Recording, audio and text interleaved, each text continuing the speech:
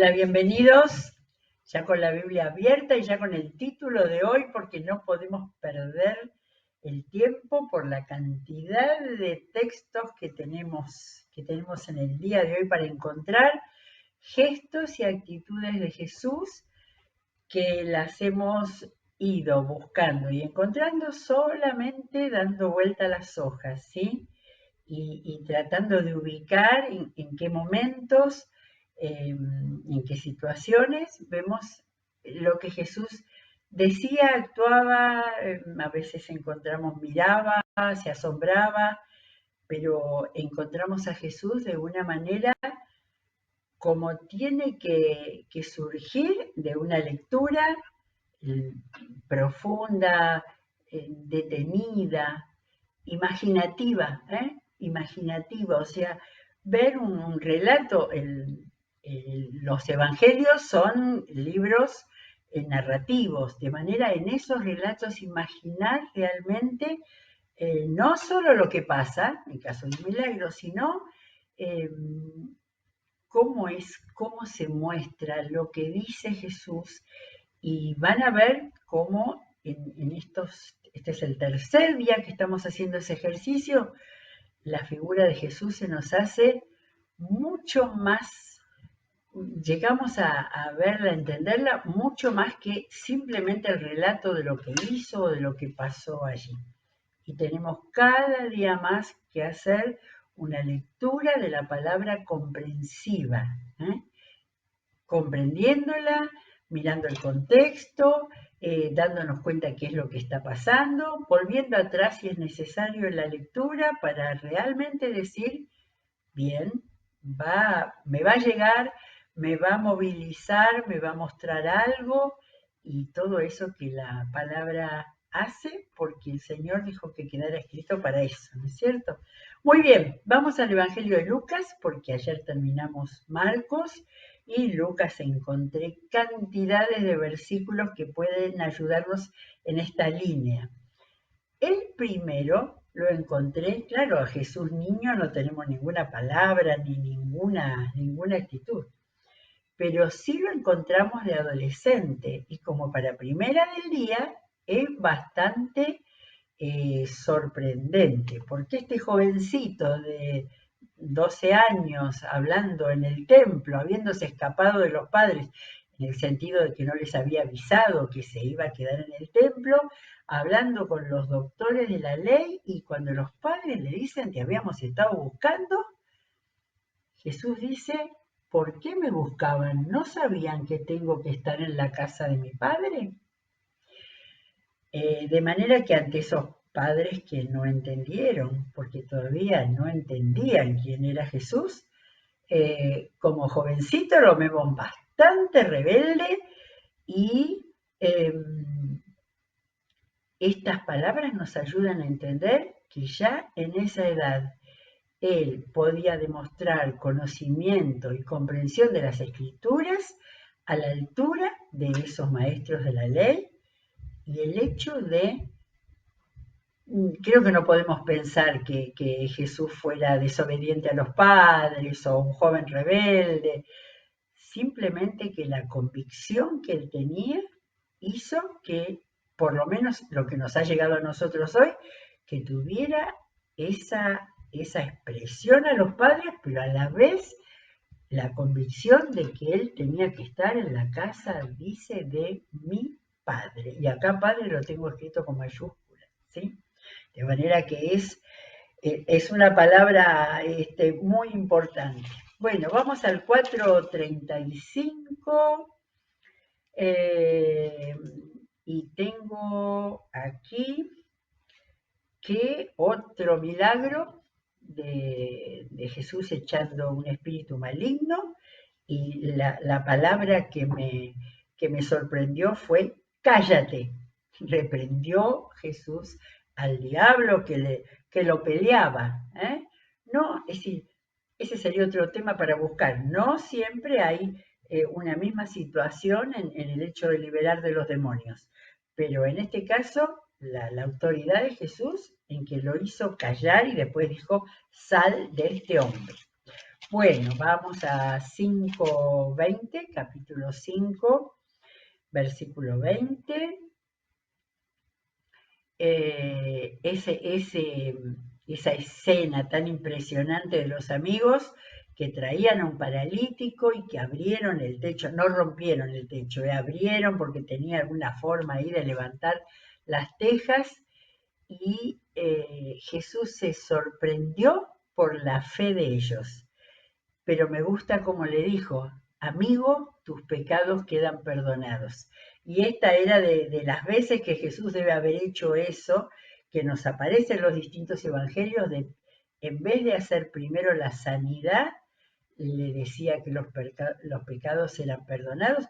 No había ninguna aparente actitud de arrepentimiento de la persona, pero él estaba hablando para todos los que lo estaban mirando y diciéndole que antes de la sanidad era importante que hubiera arrepentimiento y perdón de pecados por parte de Dios. Pero me encanta ese tema que le dice amigo, amigo, ¿eh?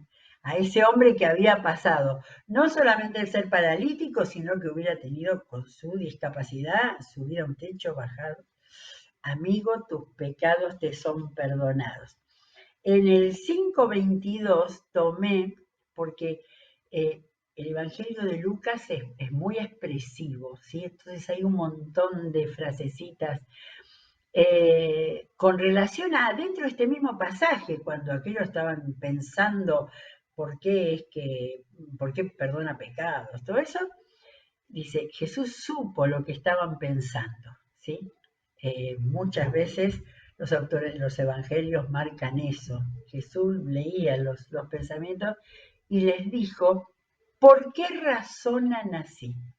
Me gustó esa expresión así de confrontarlos. Jesús usaba muchísimo preguntas para los maestros, esto es importante, el uso de preguntas para hacer que el interlocutor, el discípulo, eh, pueda hacer un ejercicio mental para poder ver, en este caso, les hace una pregunta, ¿de qué manera, por qué estaban razonando así? Simplemente no, cada uno lea después los pasajes enteros, porque después se dio vuelta al paralítico y le dijo, a ti te digo, levántate, toma tu camilla y vete a tu casa.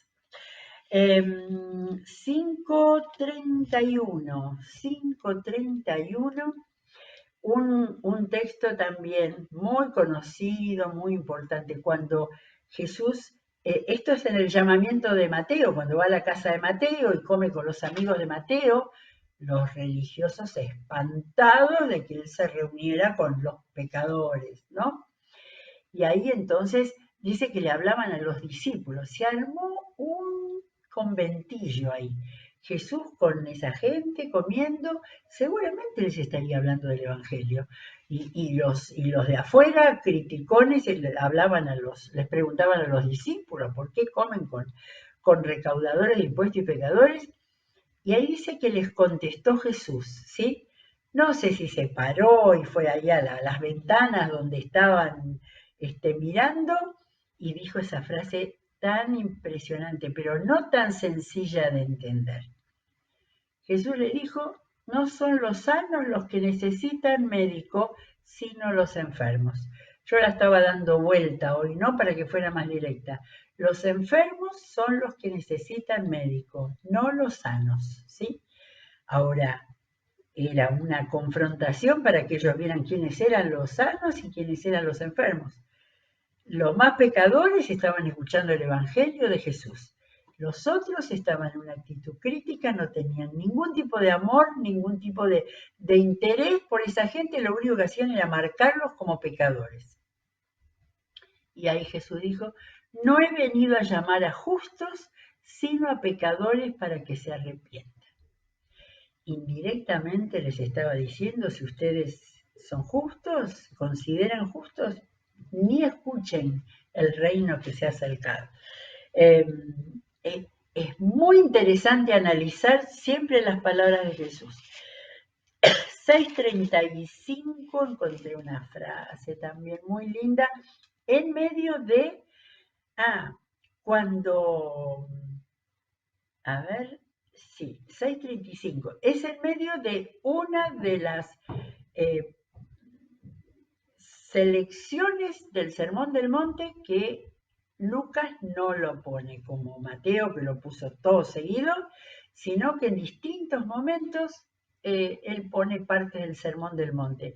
Y bueno, y todo ese párrafo en el que habló del amor a los enemigos, que eso era súper revolucionario, ¿no? Decir eso, pero dice algo de Dios, de los que amen a los enemigos tendrán su gran recompensa y serán hijos del Altísimo, porque Él es bondadoso con los ingratos y malvados. Y esto está en la misma línea del otro, ¿no? De los ingratos y malvados, Dios es bondadoso, porque Dios había venido a buscar a los enfermos, a los que estaban necesitados. 7:9, 7:9 está la fe del centurión que habíamos leído ya, creo que en Mateo, y lo que dice acá, creo que lo decía también en Mateo. Al oír lo que el centurión le dijo en cuanto a que él iba, daba órdenes y que necesitaba a Jesús solamente mostrar su autoridad, al oírlo Jesús se asombró de él. Y volviéndose a la multitud que lo seguía, comentó: le digo que ni siquiera en Israel he encontrado una fe tan grande. Y tomemos en cuenta cada vez que Jesús valora la fe. Pero acá está el dato, que creo que Mateo no lo decía, parecía que se lo dijo a los que tenía ahí, 2 o 3 alrededor, volviéndose a la multitud que lo seguía, todos los que venían a ver qué es lo que iba a hacer. Les dijo eso. 7:13.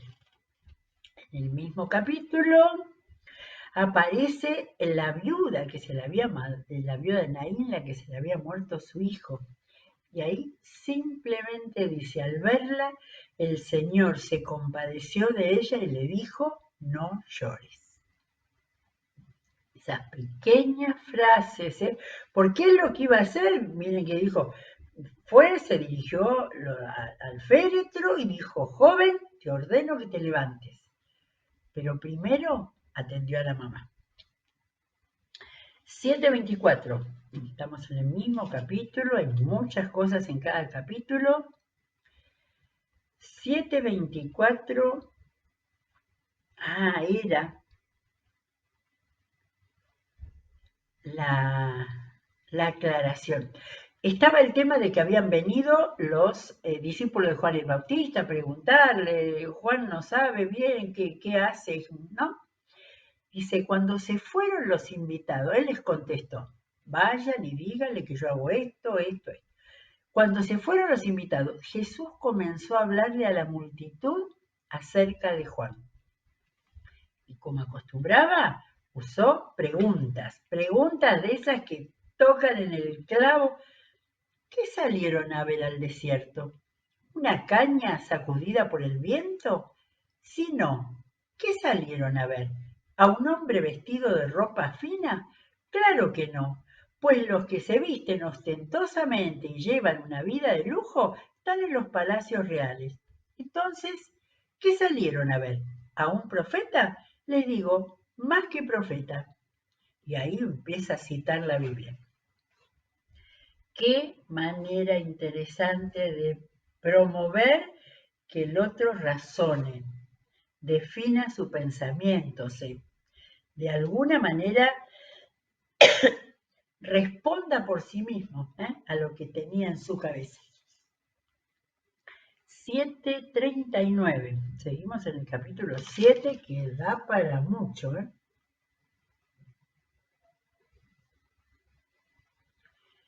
7:39. A ver, porque quiero estar segura de... Claro, era el tema de cuando fue a comer a la casa de Simón y llegó la mujer que lo ungió con perfume, ¿no? Pero lo que yo quería cómo le habló Jesús a Simón, porque él podía haberle hablado a toda la gente, ¿no? Eh, no dice, estoy mirando, sí, no se dirigió a ellos, como hacía muchas veces, Jesús se daba vuelta y le hablaba a todos, lo agarró a Simón. Y me encanta, le dice, Simón, tengo algo que decirte. Y entonces lo que le dice es un cuentito, una pequeña parábola acerca de perdonar al que se le debía mucho y al que le debía poco, y le cuenta ese versículo, ese relato. Simón le contesta y entonces después Jesús se vuelve hacia la mujer y le habla a Simón y le hace la aplicación con ella de ese relato. Un gesto de cómo Jesús, en realidad cómo Jesús evangelizaba, ¿no? Hacía que hubiera en el interlocutor una comprensión espiritual de algo que había pasado real, ahí muy realista, pero él lo llevaba al fondo de su corazón y de la comprensión. Y me encanta eso de Simón, tengo algo que decirte, y le habla a él aparte. Bueno, 49, sí, esto, porque miren todo lo que se saca, lectura parando, a fondo, rumiándola. Entonces Jesús, después que habló con Simón y le explicó con lo que quería decir la parábola, le dijo a ella, tus pecados quedan perdonados. Y te imaginan todo lo demás, ¿quién es este para perdonar pecados? Y entonces le dijo a la mujer, tu fe te ha salvado, vete en paz. Con toda esa noche que comenzó con ese gesto de adoración por parte de la mujer, que no se sabía cuál era su estado espiritual, digamos, él le da perdón, tu fe te ha salvado, salvación y paz. Ese es el resultado de alguien que se encuentra con Jesús, ¿sí? No dejemos pasar las palabras de la Biblia pensando que ya lo sabemos, que ya lo conocemos, ¿sí?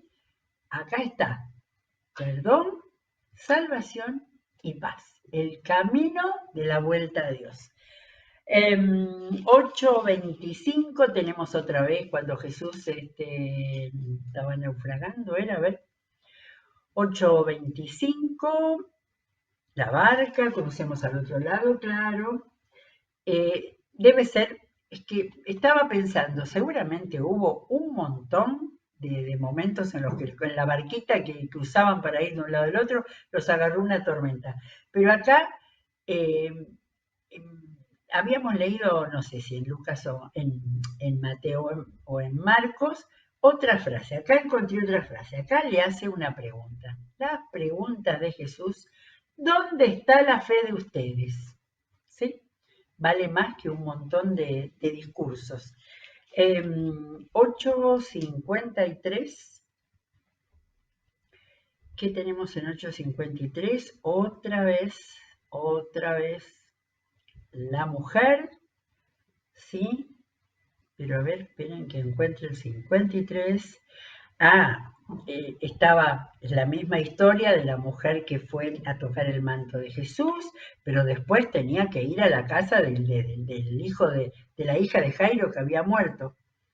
Y ahí lo que encontré es, a Jairo le había dicho, ya lo habíamos leído, no tengas miedo, cree nada más y ella será sanada. No, creo que es el mejor lugar donde está contado. Desarmemos la frase, no tengas miedo primero, cree nada más. Eso es muy importante, elemento de la fe. Y ella será sanada. Ahí Jesús da la solución. Pero después cuando entra y todos llorando y gritando, y Jesús les dijo, dejen de llorar. Tomar esa frase, Jesús dice, dejen de llorar cuando va a hacer algo. Y acá les dice, otra vez para provocar a la gente esa, No está muerta sino dormida. Era una absoluta verdad, pero ahí se empezaron a burlar, todo en un momento espantoso. Después le dijo, niña, levántate y ya está. 9:10, creo que no tenemos palabra. En 9:10 dice, un momento, habíamos visto otro cuando decía que Jesús se había separado con ellos, y acá tenemos otra vez el relato. eh, Llegaron los apóstoles cuando los mandó a hacer esa gran recorrida de evangelización. Él se los llevó consigo y se retiraron solos a un pueblo llamado Betsaida. Pero la gente se enteró y los siguió, los recibió y les habló del reino de Dios. De manera que después de una actividad tan grande que los había mandado, ¿se acuerdan que dijo que entren en las casas, que reciban, que den paz? Se lo llevó consigo y se retiraron solos. Ese tiempo que no sabemos muchas veces eh, qué, qué había hecho, qué había hablado, qué había enseñado, pero él buscaba tiempo para estar solo con ellos. Y eso nos habla de Jesús. Bueno, después de la transfiguración que está en este mismo capítulo, el capítulo Lucas 9 es un capítulo largo, lleno de muchas de las cosas que pasaron en ese tiempo. Y tenemos acá también la transfiguración. Y después noté que no lo había encontrado en los otros evangelios a un momento de furia de Jesús. Jesús se ponía muy duro con los maestros de la ley, los opositores que venían a pelearlo nomás, ¿sí? Pero acá, cuando el padre de ese muchacho le dice, le pedí a tus discípulos que expulsaran los demonios y no pudieron, la reacción que Lucas pone es, a generación incrédula y perversa. ¿Hasta cuándo tendré que estar con ustedes y soportarlos?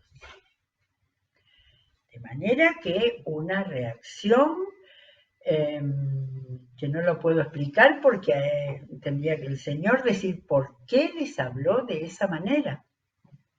Él había ido al monte por la transfiguración, deben haber bajado tanto Jesús como los tres que fueron con él con las nubes después de esa experiencia. Pero claro, no sabemos. Además, ahora estoy mirando, hay que leer la Biblia con detalle. Dice, al día siguiente, o sea, cuando bajaron de la montaña, ¿cómo? No sabemos si ahí se pasó una noche, no hay. Muchas veces dice tiempo después, al día siguiente, y no sabemos exactamente. Pero la cosa es que es como se dice, volver de un monte, de un tiempo muy especial y volver a la realidad dura. La realidad dura es que había todo un tumulto de la gente con un padre quejándose porque los discípulos de Jesús no habían podido sanar a su hijo, liberar a su hijo. Y ahí Jesús, yo no creo que en un ataque de furia se le escaparan palabras que no quisiera decir. Él les dijo, generación incrédula y perversa, ¿hasta cuándo tendré que estar con ustedes y soportarlos? ¿Sí? Bien, los discípulos se llamaron al hijo y eh, finalmente lo liberó. Pero tuvieron que recibir, creo que es el peor de los retos que aparecen en el Evangelio. 10:26, vamos al capítulo 10. A Jesús enseñando también, enseñando. Había estado, creo que en Mateo también, cuando viene dice, un experto en la ley, o sería un maestro de la ley, y viene a hacerle preguntas. Y tiene un buen diálogo con él. No era alguien que venía a buscarlo, a encontrarle algo. Le pregunta qué tengo que hacer para heredar en la vida eterna y me interesaron las tres del diálogo que hay, las tres cosas que dice Jesús. Primero, lo confronta como siempre. Pregúntale, ¿qué está escrito en la ley? ¿Cómo la interpretas tú? Miren qué manera de... Evidentemente él sabía que el pensamiento de ese hombre no era para venir a buscarle algo, para pelearlo. Era alguien que quería saber más. Quizás como Nicodemo, ¿no? Que fue a hablar con él dispuesto, abierto, y por eso Jesús pudo hablarle tanto. Entonces, ¿cómo está? ¿Qué está escrito? ¿Cómo lo interpretas tú? Y entonces el hombre le citó, ama a tu Dios, ama a tu prójimo. Jesús lo felicitó. Bien contestado, le dijo Jesús, haz esto y vivirás. ¿Eh? Y el otro preguntó, acá dice, quería justificarse, así que le preguntó a Jesús. Yo no creo que fuera a justificarse, él quería más. Y entonces preguntó, ¿y quién es mi prójimo? Y ahí le dio lugar a Jesús a que contara la parábola del buen samaritano. Es interesante que solo Lucas, en los otros evangelios aparecen las dos preguntas, le dice bien hecho, pero acá aparece el buen samaritano. Y entonces Jesús, después que el hombre demostró entender lo que significaba la palabra, le dijo, anda entonces y haz tú lo mismo. A ese no le dijo, sígueme, era ya un maestro de la ley, de manera que ya sabía que tenía que amar a Dios, amar al prójimo y al prójimo amar a todos los prójimos. ¿Sí? Muy bien. 10:41 nos aparece también episodio que solamente Lucas lo cuenta en casa de Marta y María, aquella escena tan familiar, que Marta estaba abrumada, que María se había sentado a los pies del Señor y que imagino que a lo largo de la historia las mujeres que se parecían más a Marta o a María habrán defendido a una o a otra, ¿no? Pero nosotros lo que vamos a mirar es la actitud de Marta protesta y se entiende que protesta. María estaba sentada y no hacía nada y quizás era la hora de hacer la comida. Jesús le habló, le quería dar una lección, le quería enseñar de qué era lo más importante, ¿no es cierto? Y le dice, Marta, Marta, estás inquieta y preocupada por muchas cosas, pero solo una es necesaria. María ha escogido la mejor y nadie se la quitará. ¿Sí? Por supuesto que Jesús no estaba en contra de hacer las tareas de la casa ni dedicar tiempo a ellas, pero tantas veces la enseñanza de Jesús apunta a lo más importante, a lo más necesario. Y finalmente le estaba diciendo, es importante que escuches lo que voy a decirte en este momento, o es importante que te dediques a leer la Biblia y poder poner en un segundo lugar las otras cosas que sí tenés que hacer, pero él estaba marcando que era lo más necesario, con la palabra necesario. Y también le dijo que estaba inquieta y preocupada, ¿sí? No era mucho más allá de las tareas para hacer. Era el hecho que esas tareas le producían inquietud y preocupación. Ahora, Jesús mirando todos los detalles y todas las cosas, vamos sumando y sumando, mirando a las personas y a su necesidad. Ahora vamos a 11:28, que creo que tenía una palabra sola en 11:28. Esto también solo lo cuenta Lucas, no creo que esté, no está en ningún lado. La mujer que le grita, dichosa la mujer que te dio a luz y te amamantó. Y Jesús no le dijo, gracias, le voy a decir a mi madre, tu bendición. Tomó hizo una enseñanza, ¿no? Dichosos más bien los que oyen la palabra de Dios y la obedecen.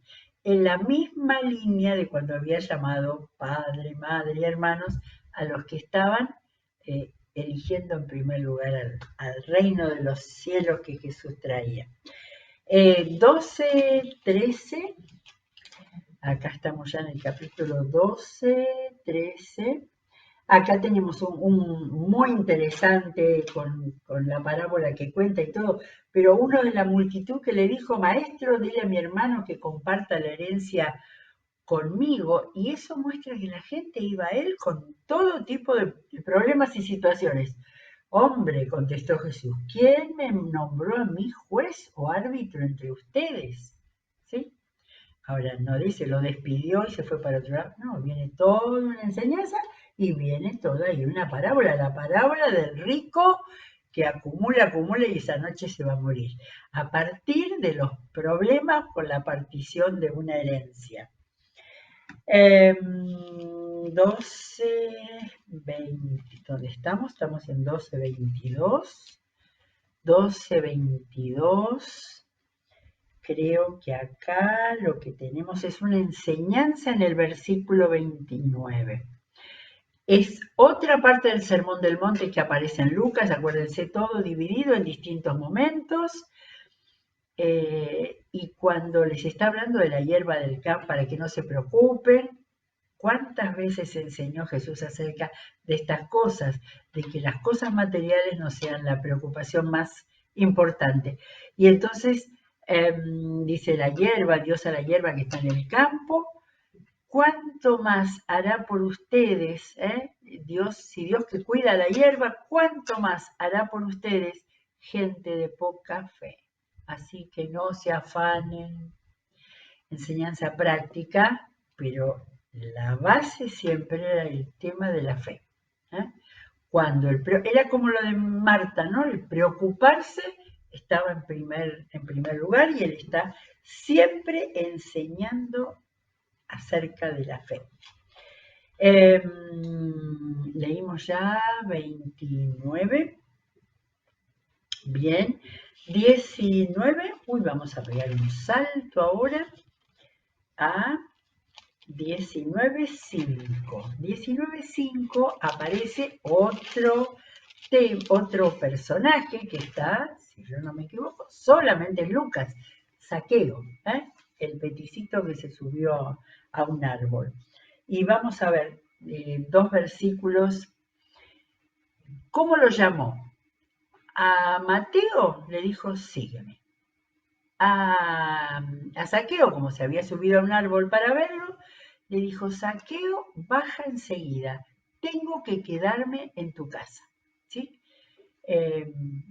No podemos hacer un gran análisis de eso, pero por lo menos que él era también un recaudador de impuestos, de manera que delante de todos los que estarían ahí, los que lo seguían siempre caminando con él, eh, decirle, me voy a dedicar a vos y en tu casa tenemos que hablar.